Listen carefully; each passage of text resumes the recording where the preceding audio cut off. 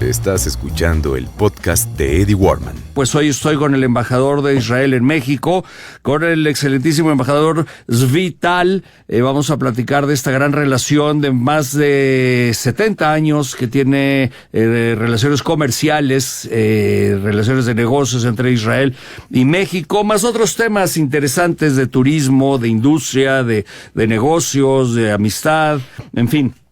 El gran Roberto Curiel de Terramondo ya abrió más bien el primer champán, los dos primeros champáns de la noche que vamos a estar tomando. Vamos a poner la alegría a la noche, alegría Macarena a la vida. Me da mucho gusto, Zvi, que estés con nosotros. Qué gusto recibirte aquí. Gracias, Eddie. Erev Tov, ya que nos escuchan en Israel, ¿verdad? Sí.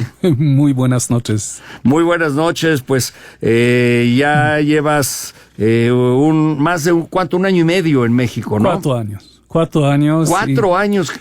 4 años, sí, pasó muy rápido y lamentablemente me quedan 2 semanas y regresamos a Israel.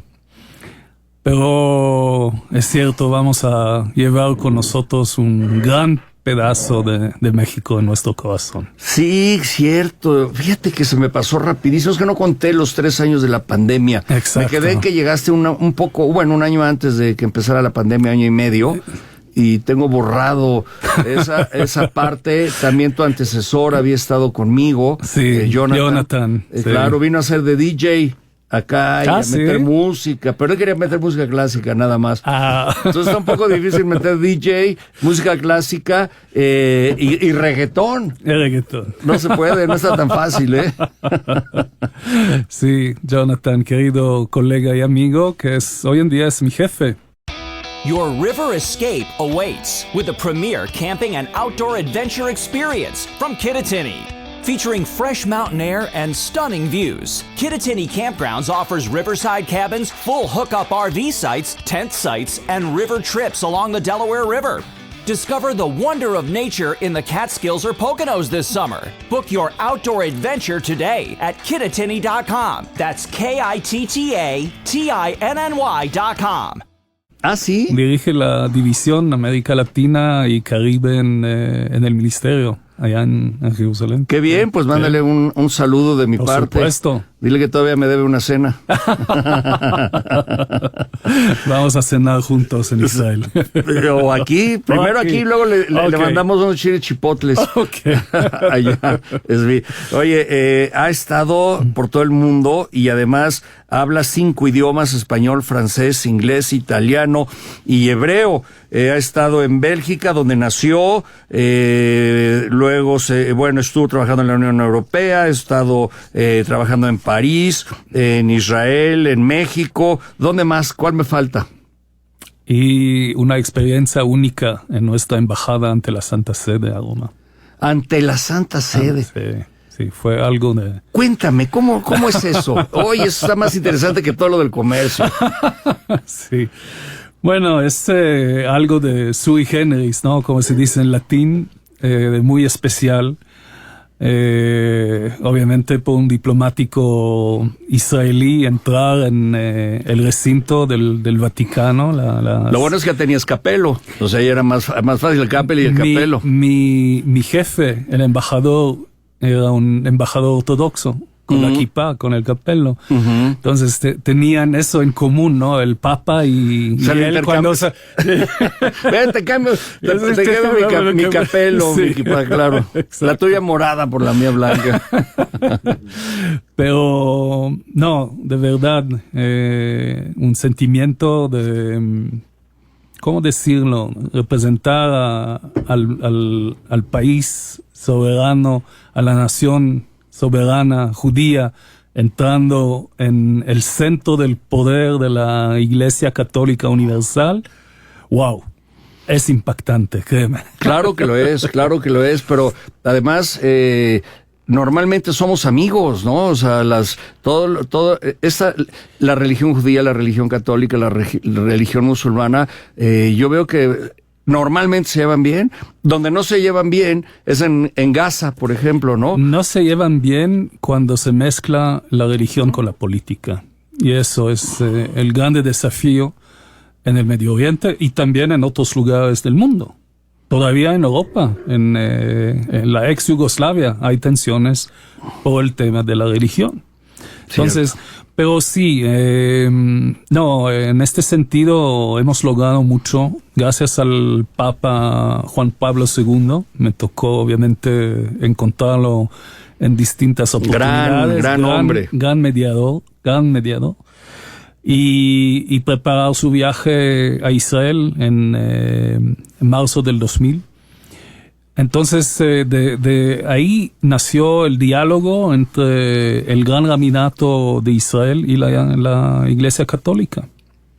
Entonces, hoy en día hay esta cercanía, estos intercambios entre rabinos y eclesiásticos sobre temas relacionados a la fe, los valores que tenemos en común.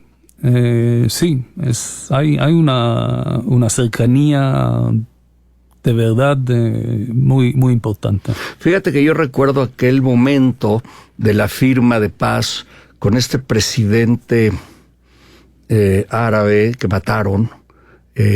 Sadat. Sí. Claro, ¿quién fue? ¿Moshe Dayan? ¿O quién fue? ¿Golda Meir? ¿Firmó? ¿Quién firmó? ¿Quién iba por parte de...? Begin. Claro, claro. Con quien luego comí en México. Ahí tengo fotos con el presidente Begin. Sí, ahí las tengo. Y recuerdo aquella firma que era muy emocionante en el mundo. Es de esos momentos emocionantes que no te puedes perder. Y paz, que matan a este presidente que luchó por la paz. Exacto. Y de ahí... Bueno, lamentablemente tenemos también nosotros un primer ministro. Es correcto. Que fue... Es correcto, pero asesinado.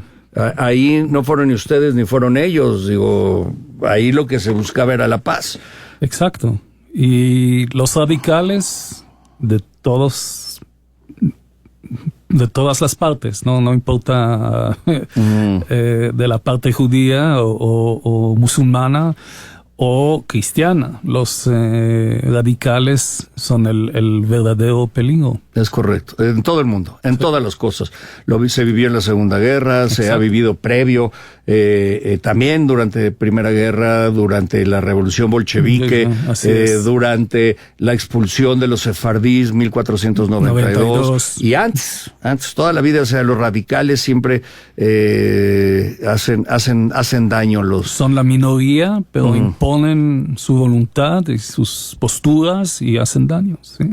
Sí, y por ejemplo, saliendo un poquito del tema México, nada más esta última pregunta, con Ucrania, los ucranianos, los judíos ucranianos, los judíos rusos, ¿cómo está la situación Israel y judíos ucranianos y judíos rusos? Bueno, desde que empezó esta guerra, inmigraron muchos judíos rusos y ucranianos a Israel. Hoy en día la situación en Rusia obviamente es muy preocupante, inclusive por los judíos que viven allá.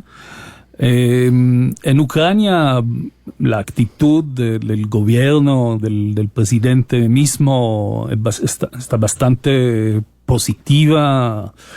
Entonces creo que ahora no hay otra ola de inmigración. Pero, bueno, la situación en general en esta parte del mundo es algo de increíble. Sí, increíble. Me da mucha tristeza. Me da mucho. Mira, mi familia, toda la familia de mi mamá murió durante la Segunda Guerra Mundial, muchos en el gueto de Auschwitz y en los otros guetos. Y entonces a mí me conmueve lo que está sufriendo en ambos bandos, más los ucranianos. Sí. Me duele más lo que están sufriendo los ucranianos. No estoy de acuerdo con ninguna guerra, menos con esta, por supuesto. Pero así como me duele lo que pasa en la Franja de Gaza, también hay gente inocente en el otro lado y hay gente inocente en este lado. Absolutamente. Nuevamente, Estamos hablando de los radicales de Hamas, de la Jihad islámica, que tienen estos habitantes inocentes que quieren vivir normalmente al lado de los israelíes en el sur del país, pero le están completamente molestando, imponiendo estas reglas de la yihad y de la ideología islámica radical. Entonces, sí, es una tragedia. Sí, como no, soy Eddie Warman y platico con el excelentísimo embajador de Israel en México, Zvi Tal, que lamentablemente ya en 2 semanas más o menos se va de México. Recién lo conocí durante el reconocimiento que el el Centro Cultural Mexicano Israelí me otorgó, el premio que se ha otorgado a grandes personalidades, Octavio Paz, a Bludowski, a muchos otros, ¿no? A Mario Molina, se le dio a Sebastián, en este caso a Rina Musali, colaboradora de nosotros. En fin, tuve el honor de recibir el premio de manos del embajador y desde entonces estábamos peloteando la entrevista, pero al fin, bueno, la logramos. Al fin lo logramos. Menos mal. Él fungió como segundo secretario agregado de prensa e información en la Embajada de Israel en Bruselas en el 92. Estuvo como abogado del Comando Militar Judicial de las Fuerzas Aéreas, de las Fuerzas de Defensa de Israel del 82 al 88, justamente en ese periodo de Miguel de la Madrid en México, miembro de la Barra de Abogados de Israel en 1986, consejero de la Embajada de Israel en la Santa Sede en Roma de 99 a 2003, trabajo interesantísimo. Te habrás conocido muy bien a Valentina Larraqui, querida Valentina. Sí, admirada Valentina. Admirada, experimentada. Querida, pero además querida dentro de la Santa Sede. Absolutamente, sí. Querida y respetada, sí. Luego fue jefe de la misión adjunto de Israel para la Unión Europea en Bruselas. Ese trabajo está a todo dar, ¿no? Además, Bruselas, Bruselas es precioso, pero donde está la sede en ¿cómo se llama? Esta ciudad bellísima, en Alsacia, ¿no? ¿O dónde está la sede de...? En Estrasburgo. En Estrasburgo. Sí, del Parlamento. El Parlamento de la Unión Europea es la mejor ciudad del mundo, con unos canales bellísimos. Ahí me gustaría vivir, fíjate. Convivido contigo. No, pues vámonos. Yo hago cocina mexicana y entonces cocina de Mediterránea.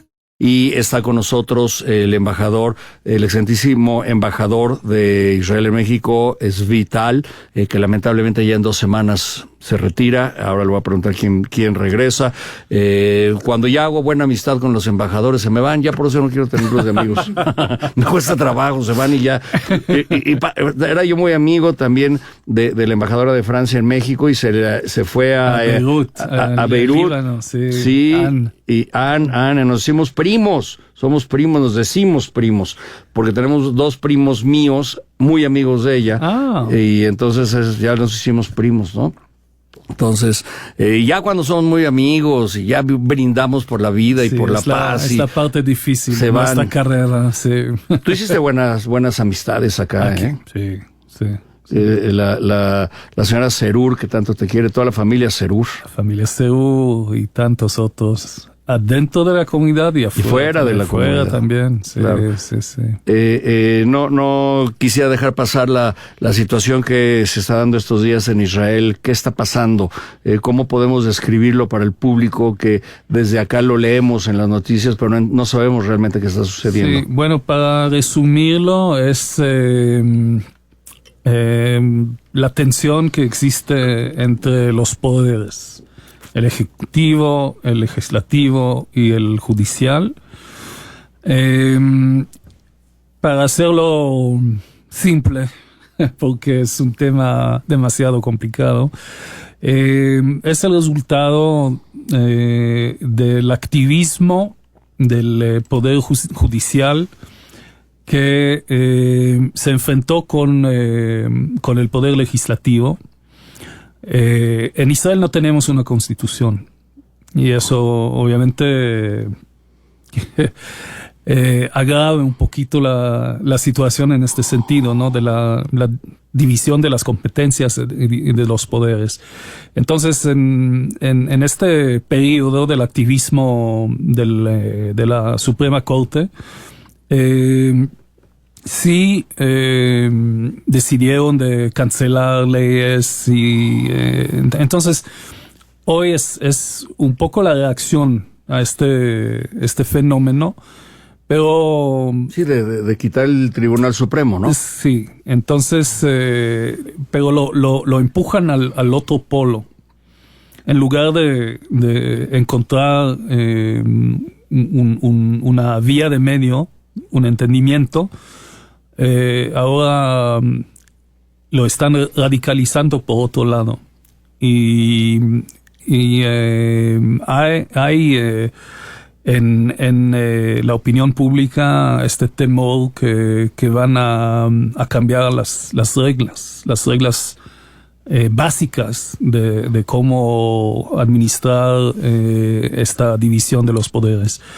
Y hay una polarización también que empezó hace años, en la cual hay una deslegitimación del otro que tiene diferentes posturas, que tiene una actitud diferente en cómo preservar el legado de los padres fundadores de este estado, que es demasiado joven, tiene 75 años.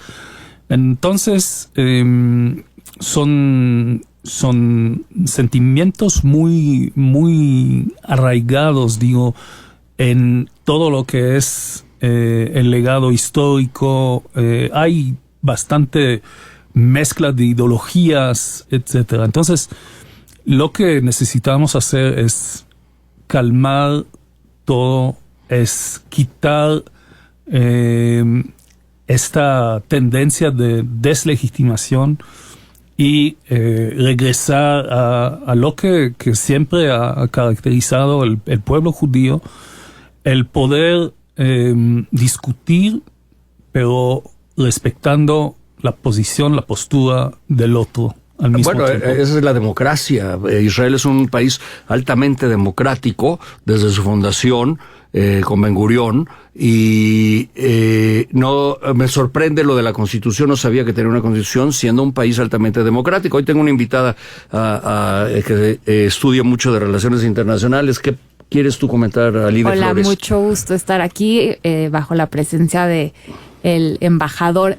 A mí lo que me gustaría decir es, muchos medios han dicho que está la democracia de por medio está en peligro. Entonces, ¿qué acciones puede hacer el pueblo judío para rescatar esta democracia?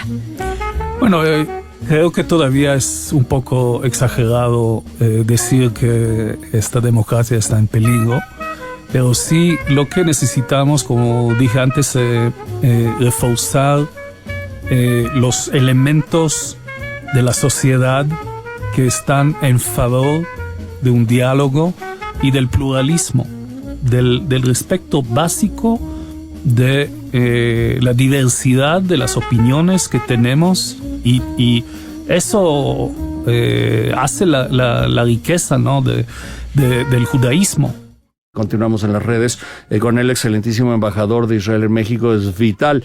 Zvi-Tal lleva 4 años en México. No conté yo con la pandemia, por eso le dije que 1 año y medio, pero no me acuerdo que hubo 3 borrados de mi vida, que ni cuenta me di que volaron, ni hablar de todas las cosas que pasaron, mano, en ese trienio.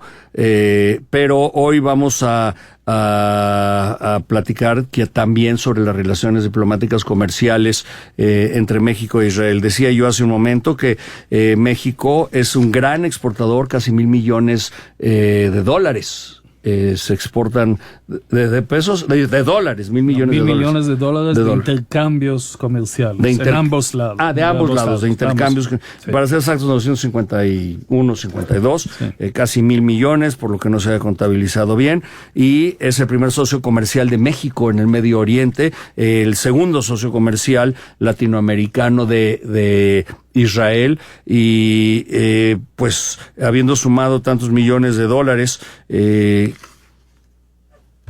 ¿cuál es la forma de hacer negocio con Israel? ¿Cómo contactas a las empresas? ¿Cómo puedes importar productos médicos, equipos de imagenología, de rayos X? ¿Cómo puedes trabajar con los vinos? Que hacen unos vinos maravillosos. ¿Ya conoces los vinos de Israel, Roberto? Yo no, fíjate que quiero ir a los viñedos. Hay un gran importador aquí en México de vinos israelíes. No lo conozco. Voy a hacer el trámite. Por favor. Sí, claro. Pero no solamente quiero probarlos, quiero ir a los viñedos que me han dicho que son espectaculares. Familias que empezaron hace muchos años, porque Israel era tierra de viñedos. Sí. Todo el Medio Oriente, tú lo sabes, que luego de Egipto los romanos se lo llevaron a todo el mundo. O sea, tienen 4,000, 5,000 años y la cerveza en Mesopotamia. La cerveza, pero era caliente la cerveza en aquel entonces, por eso no me la tomaba yo. A mí no me gusta la cerveza caliente. Me gusta para cocinar, para hacer pan me gusta la cerveza. Pero hablemos de hacer negocio. Sí, ¿Cómo hacemos negocio con eso? Bueno, hay diferentes ejes, hay una oficina comercial en la embajada con un agregado representante del Ministerio de la Economía de Israel y un equipo y cada uno de los integrantes de su equipo tienen portafolios de temas muy específicos. Entonces, eso sería la vía principal. Pero al lado de la oficina comercial, obviamente, hay también la Cámara de Comercio México-Israel, hoy encabezada por Sonny Shaluch, antes por Meni Samra, y hay el pendiente en Israel, la Cámara de Comercio Israel-México. Pero hoy, con esta base que establecieron en el 2000, que es el Tratado de Libre Comercio, es demasiado fácil porque hay una lista muy clara de productos que son ejemplos de aranceles, de impuestos, y hay todo un mecanismo bilateral, es decir, que es compuesto por representantes de ambos ministerios de la economía, que se reúnen para examinar cómo facilitar de más el comercio, los intercambios, las exportaciones e importaciones de los varios productos. Entonces, eso es uno. Además, hay temas privilegiados. Para nosotros, para la embajada, el tema del agua obviamente es uno de los temas más importantes, y en este ámbito hemos implementado un modelo que se llama el PPP, el Public-Private Partnership. Significa que hay un triángulo de convenios, de acuerdos entre el gobierno israelí y, en este caso, estados mexicanos. El primero fue Chihuahua, con el cual firmamos este acuerdo. Hay también el involucramiento de las empresas israelíes.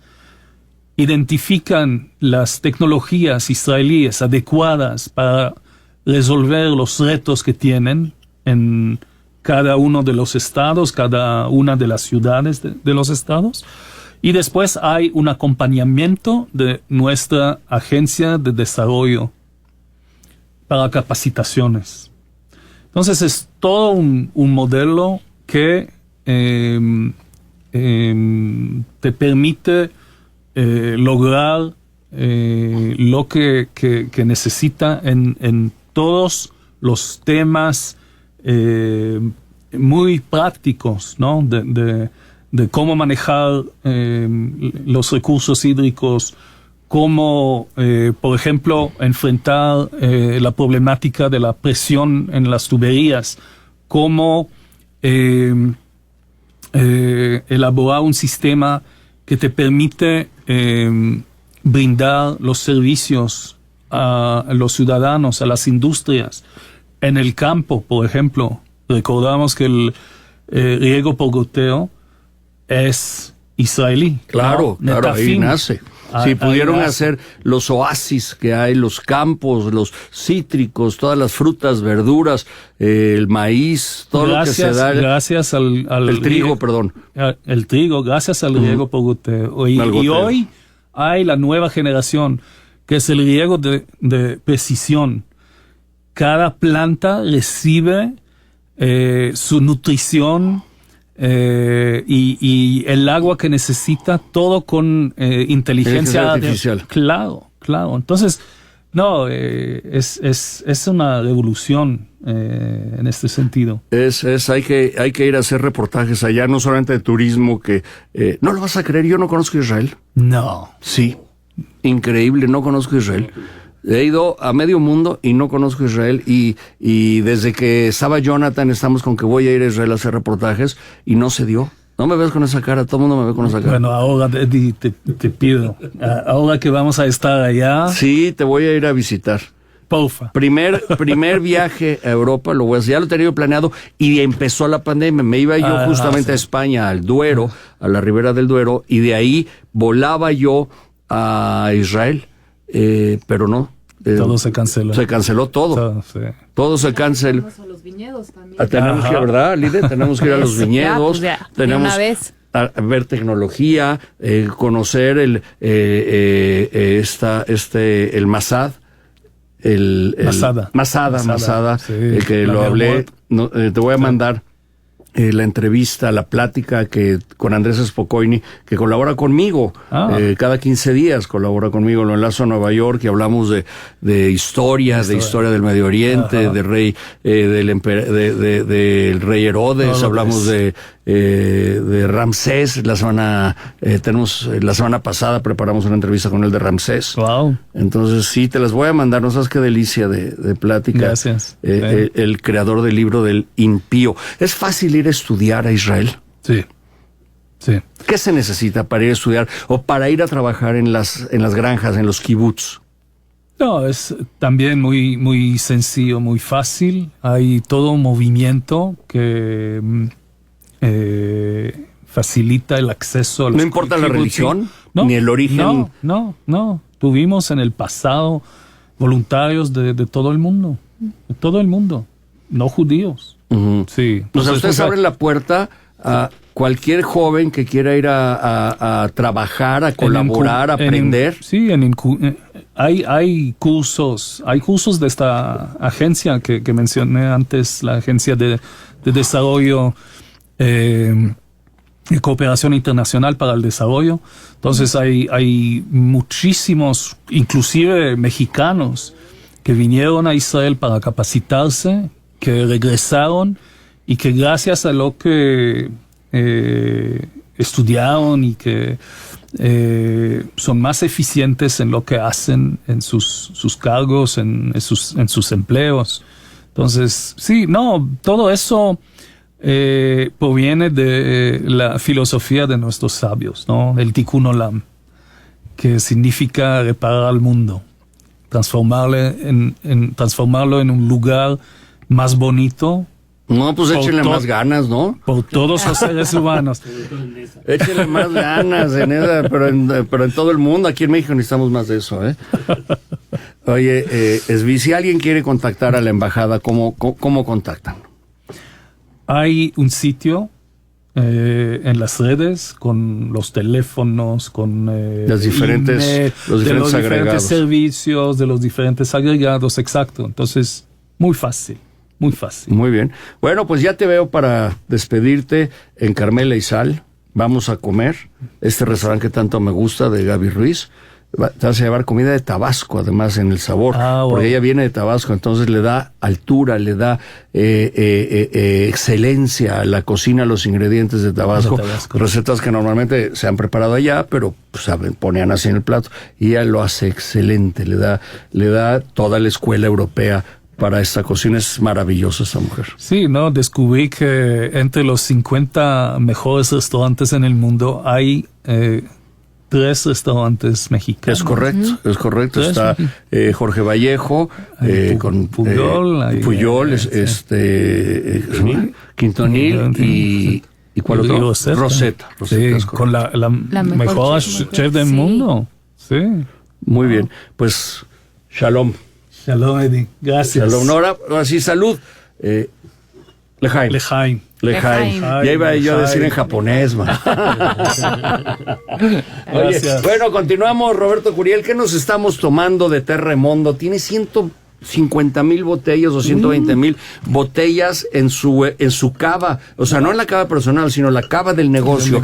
Porque es un gran importador. Roberto Curiel, yo creo que el más importante importador de productos de muy alta gama, especialmente seleccionados de Europa, también de otros, bueno, supongo que algo de Latinoamérica, pero acércate al micrófono, principalmente Europa, ¿no? Sí.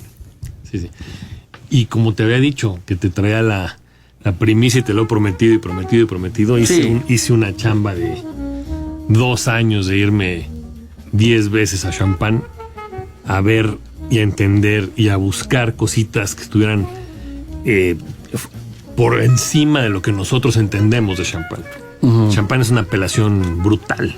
5,000 productores hay de Champagne.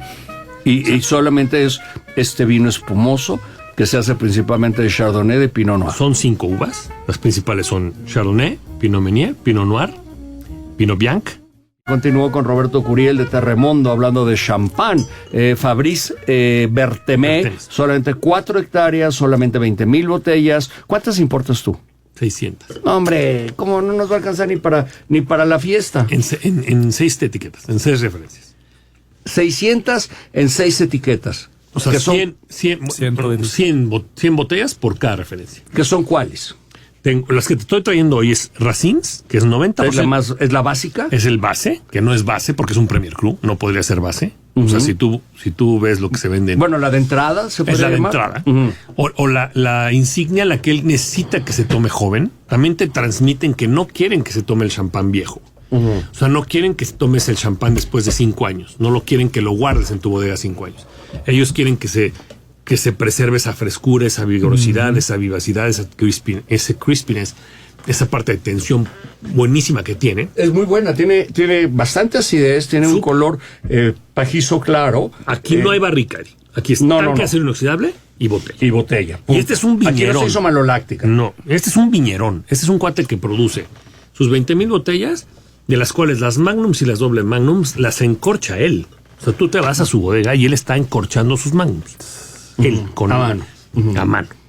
¿Y cómo le hace para que se haga gordito el corcho? El corcho ente. Sí, claro. ¿Cómo le hace? Entonces es un productor que yo di con él porque me lo recomendó una persona en Piamonte, que es un gran consumidor de champán, y me dijo, vete con él, y de su reservación me dio un poco de botellas. De la reservación que él vende en Piamonte. Entonces es un privilegio tener de este tipo de botellas porque se vende en Francia, en los restaurantes de estrellas Michelin, un poco en Inglaterra y un poco en Suiza. Y ya. Que por cierto, les quiero decir, si alguien quiere ir a Italia y conocer viñedos, en algunos casos poderse hospedar en los viñedos, en las diferentes zonas de Italia, y ahora el champán, Roberto Curiel es la persona clave para abrir la puerta, que los dejen y a conocer los viñedos y que les permitan hacer una degustación como debe ser.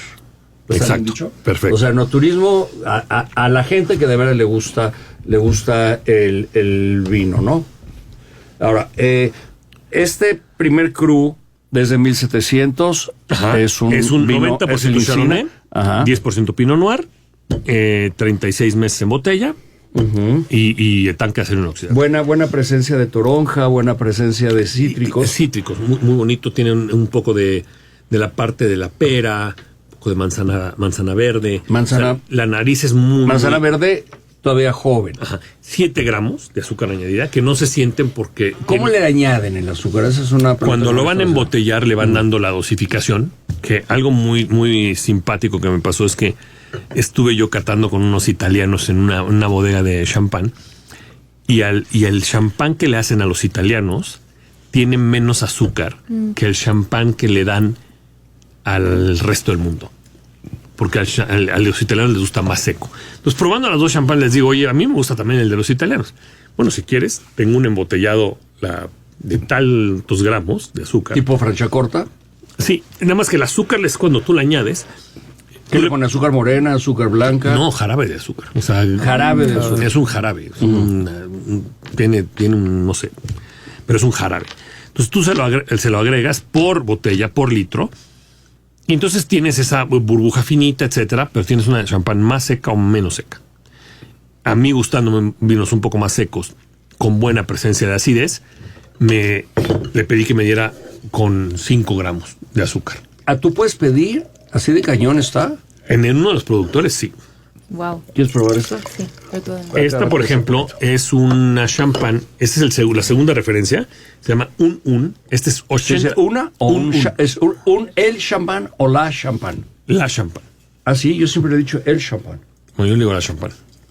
Yes.